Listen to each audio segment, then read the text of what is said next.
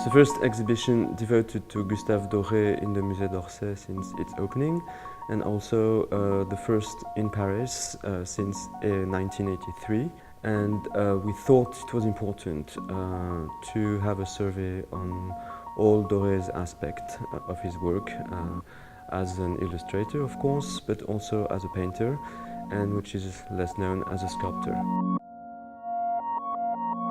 Gustave Doré is one of the most impressive illustrators of the century, the most illustrious illustrator of the 19th century probably. He illustrated Dante, Don Quixote, the Fables of La Fontaine, and many other artists. Is one of the basis of our visual culture, especially in cinema today.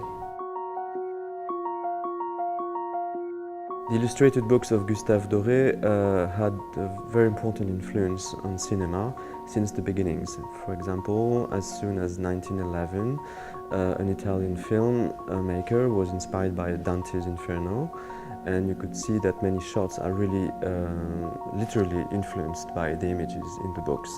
And this continued up to now. For example, Terry Gilliam or Tim Burton are still very much influenced by some engravings of Gustave Doré.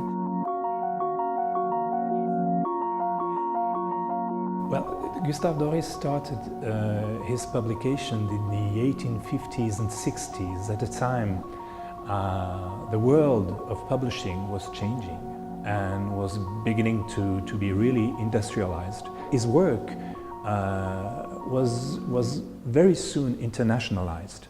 Moreover, Doré used very large books, which are titled folios.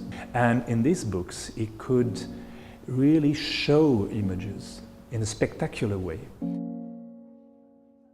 Gustave Doré started as an illustrator and a caricaturist, but very quickly, at the end of the 50s, he wanted to be a serious painter, and a bit later, a serious sculptor. So he began painting huge canvases to be exhibited at the Paris Salon, which was the event of the cultural life at that time. Doré has a very special way of putting the masses together in the canvases. And he also became a master in what is called grisaille, which is paintings based on black and white and grays.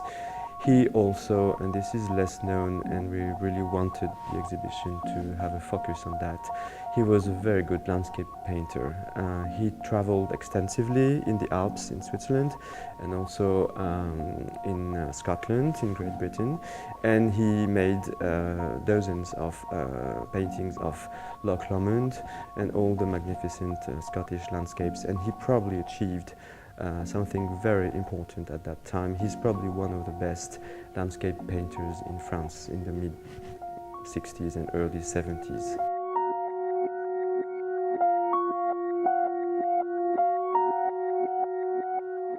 The power of his imagination results from the fact that he is fascinated with visions of fantasy, but he has this capacity of mixing very realistic themes and scenes with totally supernatural or imaginative landscape.